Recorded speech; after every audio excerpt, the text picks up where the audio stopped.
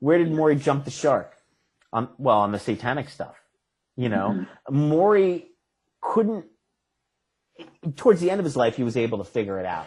But Maury was putting, as this detective says, too much stock in the idea of an organized network. And I like to say, like, he was thinking that it was all organized rather than it's like, no, the satanic stuff, it's just a cover. It's a moral justification for people who like to do bad things and find each other in the darkness. And, go ahead.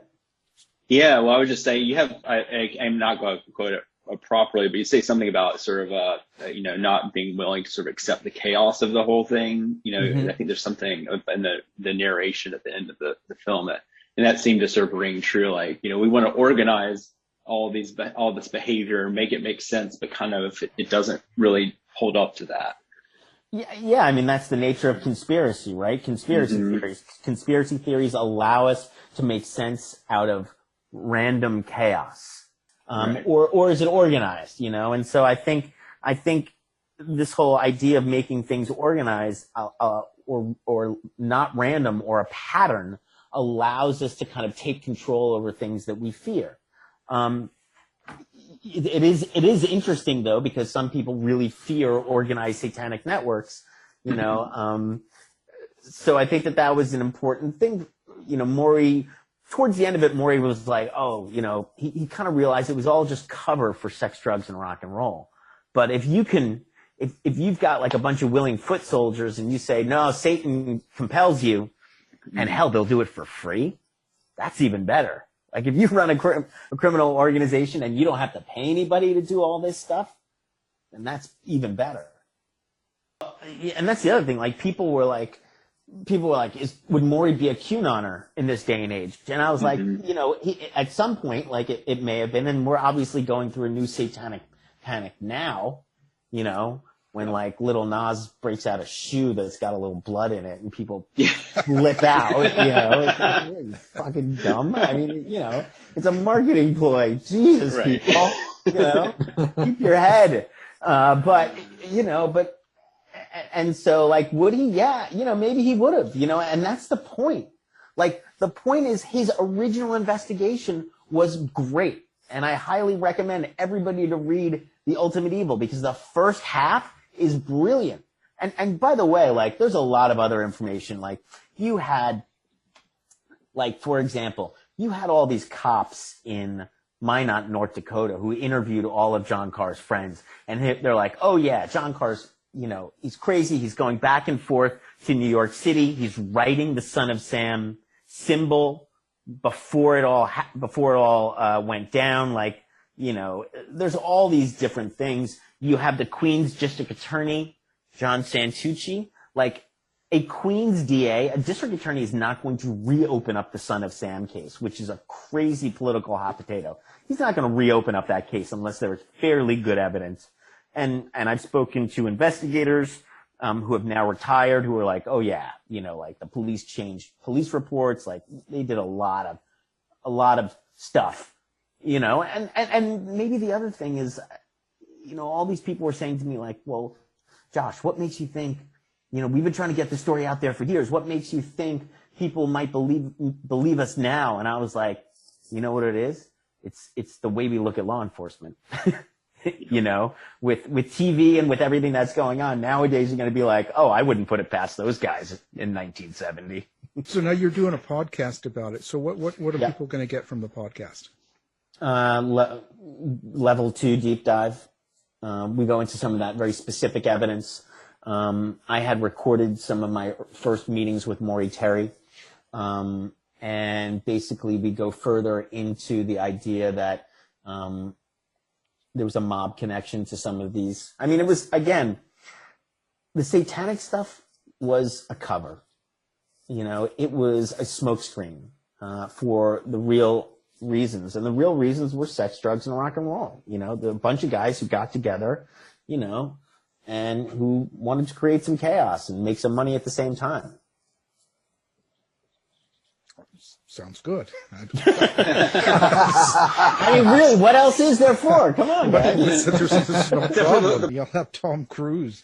So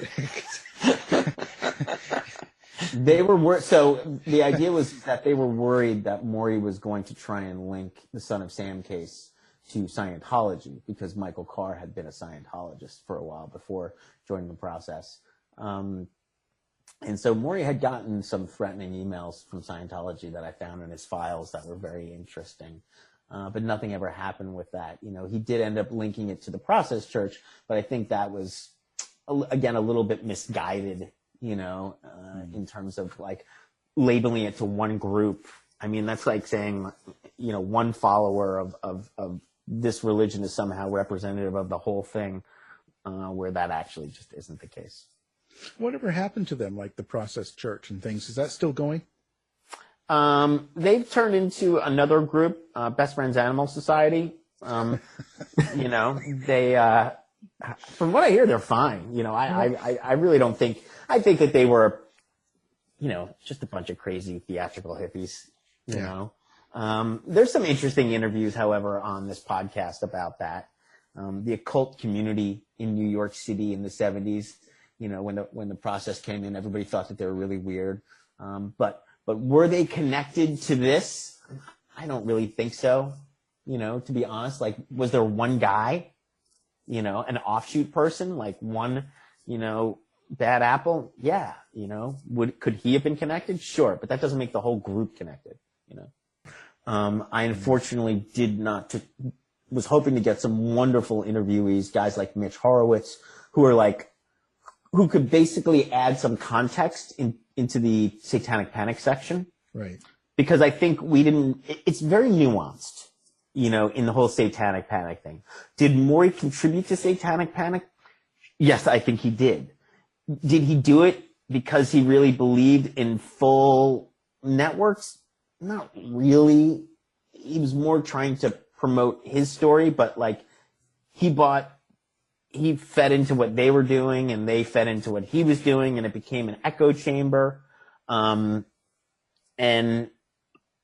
also that doesn't mean like not every satanic crime is just fully Satanic Panic. I mean, if you do something because you believe in the devil, then, then that's real, whether it's really about that or not.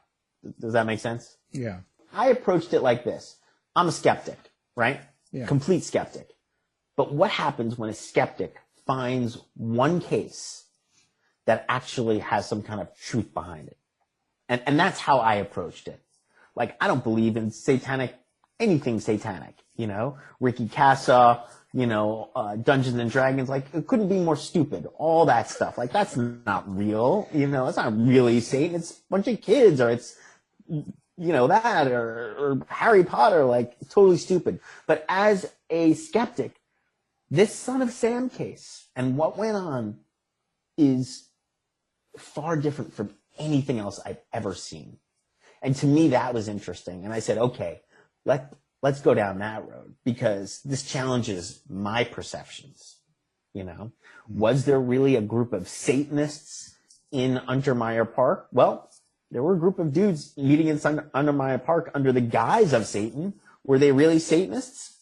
Maybe there was one or two, but the rest were there for the sex, drugs, and rock and roll, So I was kind of interested in kind of building up the Satanism thing and then pulling it apart. When I had Peter Gilmore, the Church of Satan Vegas, he said that they were just Christians with bad behavior. There's no such thing as a Satanist in that way. Yeah, Those I mean, people that, so. And look at how Anton LaVey comes in and looks at it from his end. Yeah. Satanists are completely scapegoated, throughout history. We wouldn't have Satanists if we didn't have scapegoating, on the Christian side. So you can understand why they'd be very fearful. But I definitely wanted to look into this case of Satanism, if you will, or satanic crimes, because it just felt different from anything else I'd ever seen in that milieu.